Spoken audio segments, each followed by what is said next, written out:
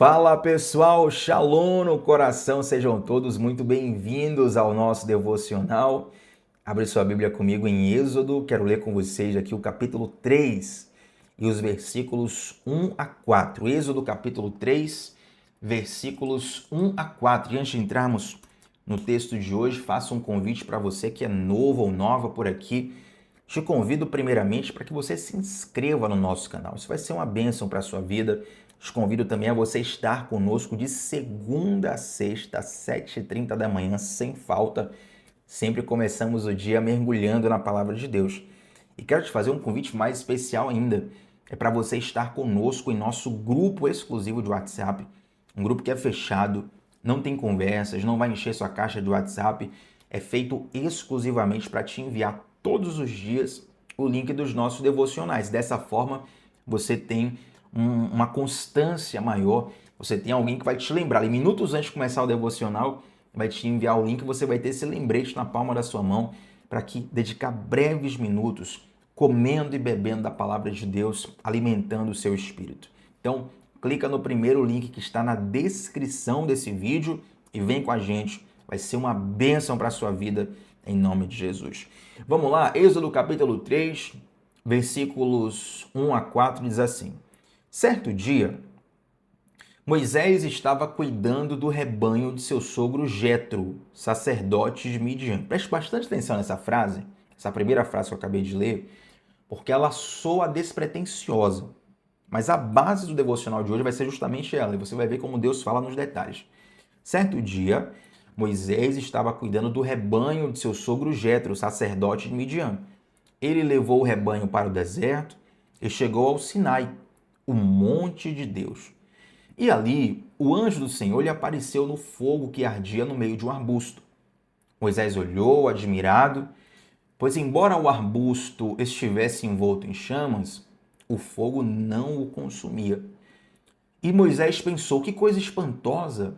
Por que o fogo não consome o arbusto? Eu preciso ver isso de perto. E quando o Senhor viu Moisés se aproximar para observar melhor, Deus o chamou do meio do arbusto e disse: Moisés, Moisés. E ele respondeu: aqui estou. Gente, essa história, ela vai se suceder por todo o capítulo 3 e por todo o capítulo 4 também. São 2 capítulos. E claro que se eu lesse 2 capítulos aqui, até mesmo o mais fiéis dos irmãos que frequentam aqui os devocionais iria se cansar e sair. Então eu deixo a referência, mas eu quero tirar essa parte para chamar atenção para esse que é um dos episódios assim mais intrigantes de toda a Bíblia, né?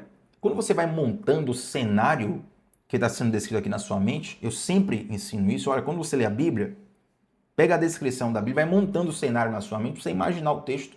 Isso vai te ajudar a aprender melhor.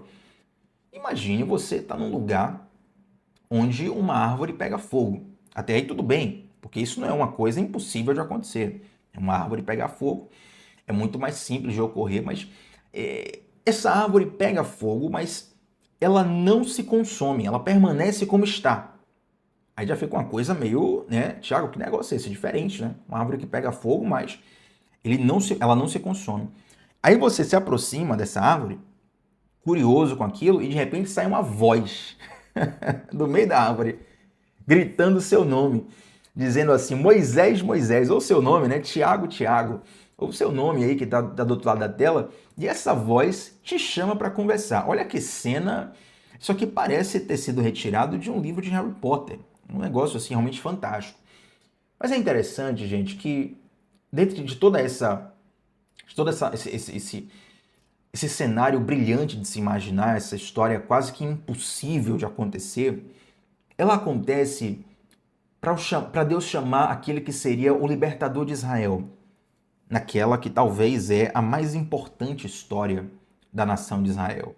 Eu falo isso, claro, tomando por base que Jesus é o Messias, mas que muitos judeus não acreditam nisso. Então eles têm Abraão, Moisés, os patriarcas, né, em geral, como as figuras mais importantes da nação de Israel. Moisés é uma delas. Moisés é o maior estadista, o maior líder da história de Israel em todos os tempos até então. Reiterando, claro, se você é cristão e acredita em Jesus, Jesus vai ser o maior líder. mas para os judeus que não são messiânicos, é Moisés. E essa história, gente, ela precisa de uma observação muito peculiar aqui. Se você perceber, nessa peculiaridade tem uma lição muito profunda. O primeiro versículo de Êxodo 3 diz que Moisés cuidava do rebanho do seu sogro Jetro. Essa aqui parece ser a parte mais irrelevante do texto, mas é a parte mais rica, e eu te explico por quê. Quando Moisés nasceu, ele foi uma criança do povo hebreu, né? O povo hebreu é o povo de Deus, e ele foi uma criança que nasceu no meio de um decreto do faraó. O faraó tinha decretado que toda criança hebreia, quando as parteiras egípcias fossem fazer esse parto, se a criança fosse homem, fosse menino, do sexo masculino, as parteiras tinham que dar um jeito de matar aquela criança. É nesse contexto que Moisés nasce. Então a mãe de Moisés consegue esconder Moisés, consegue passar por essa barreira, mas chega um momento que ela não consegue mais esconder. E o que é que ela faz? Ela coloca Moisés num cesto de junco e betume e coloca o menino dentro daquele cesto e lança no rio Nilo. E aquele cesto vai parar justamente no lugar onde a filha de Faraó estava tomando banho.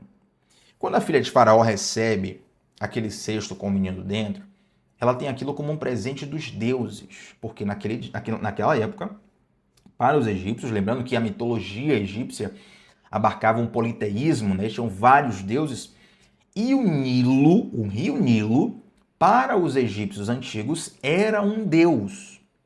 Então, quando a filha de Faraó pega aquela criança num cesto vinda do rio Nilo, ela recebe aquela criança como um presente dos deuses. Então, para que Moisés não fosse morto, a sua mãe faz isso. E Moisés, sendo um hebreu, acaba crescendo como um egípcio. E não só como egípcio, ele acaba crescendo como o filho da filha de Faraó. Então não era um egípcio qualquer, era da mais alta elite egípcia. Ele tinha a melhor educação, a melhor roupa, comia da melhor comida, dormia nas melhores camas, morava nas melhores casas. Então, Moisés era da elite, elite. Sendo que na época o Egito era uma das nações, ou talvez até a nação mais forte, mais poderosa do mundo naquele momento. Por que eu estou te enfatizando isso? Dá uma pausa nessa explicação e vem comigo para uma outra explicação. Como é que o povo de Deus chega no Egito? Eles vão chegar lá naquela época de José. Quem lembra da história de José? O faraó tem um sonho, 7 vacas gordas, 7 vacas magras. José interpreta o sonho, ele é promovido a ser governador do Egito. E nessa história de José, ele chama a família dele para morar no Egito. Nesse caso, ainda era uma família pequena, era Jacó, os filhos de Jacó, talvez já alguns netos ali, mas não era uma grande nação, era uma família. E a família de Jacó, o povo hebreu, já era um povo que cuidava de ovelhas, cuidava de gado. Então, quando o povo de Deus chega no Egito, José faz o seguinte, ele pede ao faraó uma terra, um espaço específico para que a família dele pudesse cuidar do gado. Aí o faraó, o rei egípcio, né, que é o faraó, ele dá ao povo de Israel, ao povo hebreu, uma terra chamada Gósen, G-O-S-E-N, Gósen. Essa terra era uma terra afastada para que o povo de Deus pudesse cuidar dos seus rebanhos, justamente porque cuidar dos rebanhos, na visão egípcia da época, era, digamos, uma atividade de baixo calão, era uma atividade de baixo nível, uma atividade impura, era uma atividade que era mal vista na sociedade egípcia. Toda sociedade tem algumas profissões que são mais exaltadas e até mais desejadas, e outras profissões que não são tão valorizadas, né? Não quero nem dar exemplos aqui para não estigmatizar uma profissão ou outra, mas reiterando, a ideia aqui não é falar de um profissional ou da profissão, mas é fazer você entender que cada sociedade valoriza mais algumas profissões e desvaloriza mais outras. Se aqui no Brasil podemos ter uma série de exemplos, em outros países vamos ter exemplos parecidos, naquela época, no Egito, cuidar de gado, cuidar das ovelhas, era essa atividade que dava ojeriza aos egípcios, né? Uma coisa assim de uma casta inferior. Então Moisés, que era hebreu, fazia parte do povo de Deus, ele cresce como um príncipe no Egito, tendo a visão egípcia de mundo, tendo a perspectiva egípcia do que era importante e do que não era importante. Só que Moisés, quando chega em cerca de 40 anos de idade, acontece com ele algo complicado, por assim dizer, né? Por que eu estou chamando complicado? Porque eu quero fazer um outro devocional em cima disso, mas não é o tema de hoje. Moisés, ele vê um hebreu sendo humilhado por um egípcio, ele toma as dores do hebreu, entra num embate corporal ali com o egípcio e mata ele. E descobrem que Moisés fez isso. Rapaz, quando descobrem isso, Moisés se vê impelido a fugir. Ele fica com medo. Então ele foge. E a Bíblia praticamente dá um corte dessa idade de 40 anos para esse episódio aqui, ó, que a gente acabou de ler, da sarça ardente, onde Moisés tem agora 80 anos de idade. A Bíblia não fala muita coisa, na verdade não fala nada do que ocorreu nesse tempo. Moisés nasceu, depois ele já tendo essa briga com 40 anos de idade, e depois aparece ele já com 80 anos de idade. Agora, quando ele aparece com 80 anos de idade, já não é mais o Moisés da elite egípcia. Já não é mais o Moisés que tem as melhores roupas, que tem a melhor educação, que come as melhores comidas, que dorme nas melhores camas, que mora nas melhores mansões. Agora é o Moisés que cuida de gado. E, gente, isso é tão profundo porque Deus, ele cuida de nós nos mínimos detalhes. E Deus, ele nos prepara para nós vivermos o propósito dele nos mínimos detalhes. Observe quem era Moisés no Egito, sendo criado na corte egípcia. O primeiro problema que ele teve que resolver, ele foi lá e matou a pessoa. Ele fez justiça com as próprias mãos. Afinal de contas, é isso que se espera de um tirano. A tirania, a ditadura, o poder absolutista de um homem dá a ele a sensação de que ele pode fazer o que quiser com o próximo. Quando você vai ver os governos mais tiranos da história, você perceberá que eles estão completamente imbuídos de sangue nas mãos. Eles matam o seu próprio povo, se necessário, para poder fazer o que eles acham que é certo. E foi isso que Moisés fez. No auge dos seus 40 anos de idade, cheio de Egito no coração. Então, se Moisés passou 40 anos ali bebendo do Egito, Deus coloca Moisés 40 anos no deserto para desintoxicar ele do Egito. Porque se Deus chamasse, penso eu, Moisés para libertar o povo com 40 anos, ele ia libertar da forma egípcia, na força da sua própria mão. Talvez ele ia levantar ali uma rebelião, ia mandar matar todo mundo, guerra. E quando Deus o chama, ele vai até Faraó com toda a educação e fala assim: olha, Deus mandou vir aqui dizer para você libertar o povo dele.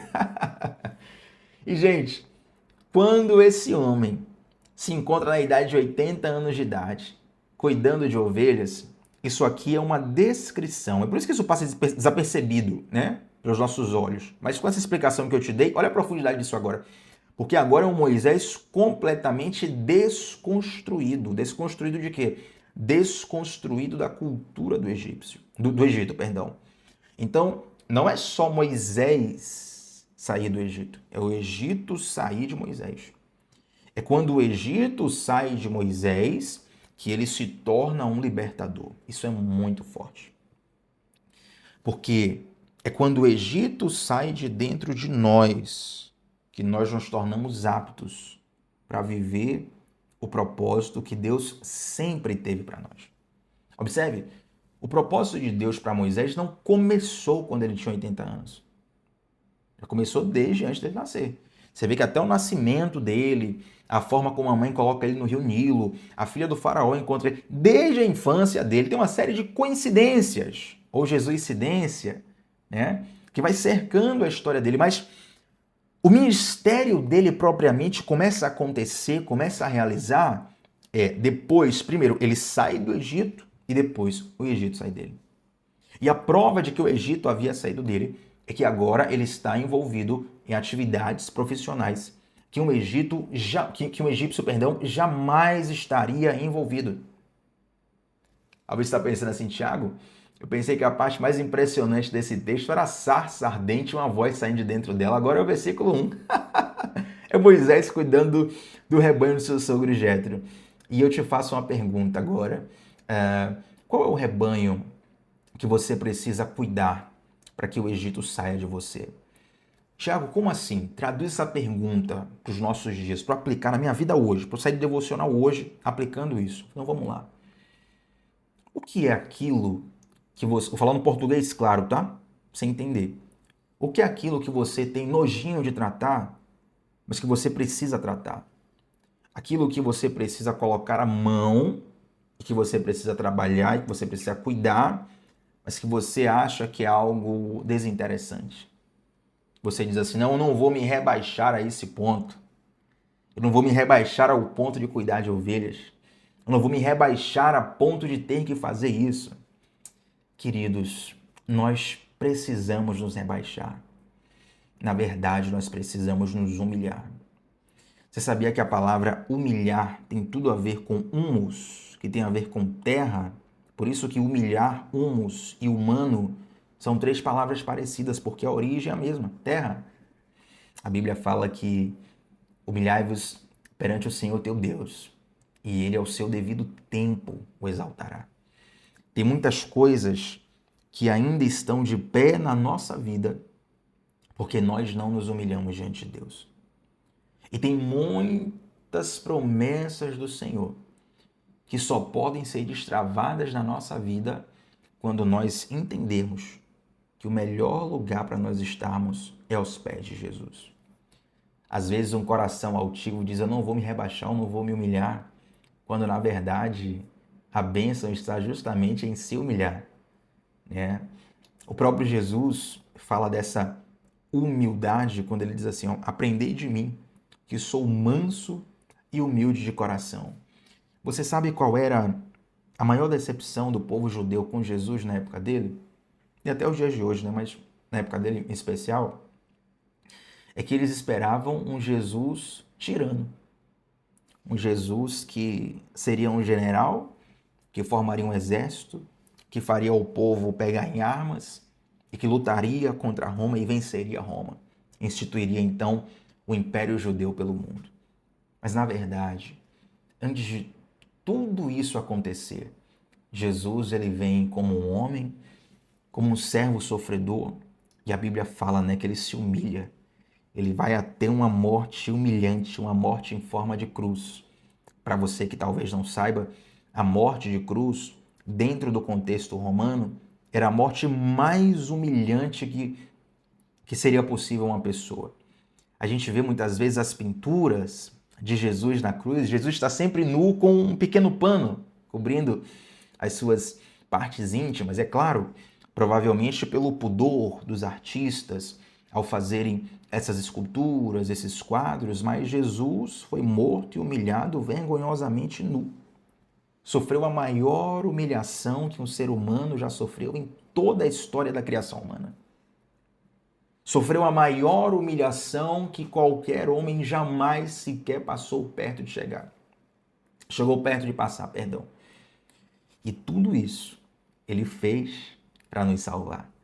É quando Moisés se humilha entre aspas, né? Ele se humilha a cuidar de gado, que Deus o levanta como libertador. Jesus, o Rei dos Reis, o Senhor dos Senhores, ele se humilha, se esvazia da sua forma divina, assume uma forma humana para se tornar um libertador. E eu estou aqui para te dizer, você quer realmente ser usado por Deus, ser um libertador, ser uma libertadora? Se humilhe diante do Senhor. Você precisará fazer coisas que, aos seus olhos, talvez você tenha nojinho, você tenha preguiça.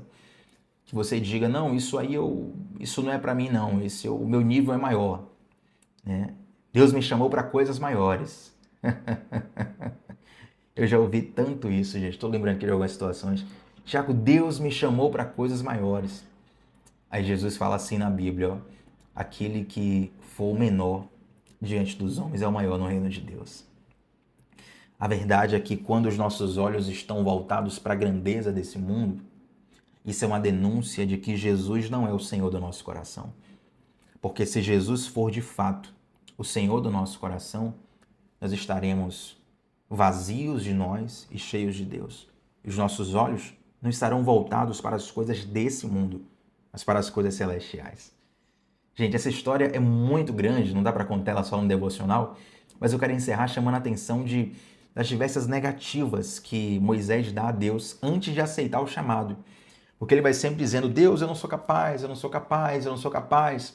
Deus até chega a se irritar com Moisés, né? Isso aqui é um outro devocional. Mas ele vai se vendo incapaz de fazer aquela missão, de realizar aquela missão. Sendo que o Moisés do Egito, o Moisés com 40 anos de idade, ele estava cheio de si. A ponto de não suportar ver uma injustiça acontecendo, ele vai lá e mata o egípcio. Aí agora que Deus chama ele, ele fala, olha, manda o outro, eu não sou capaz, eu não sou bom o suficiente.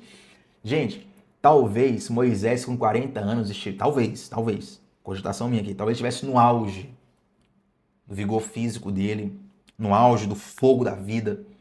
Moisés com 80 anos no deserto, ele já não está tão forte assim, ele já não está tão renovado, ele já não está tão entusiasmado. É fácil sonhar na juventude, né?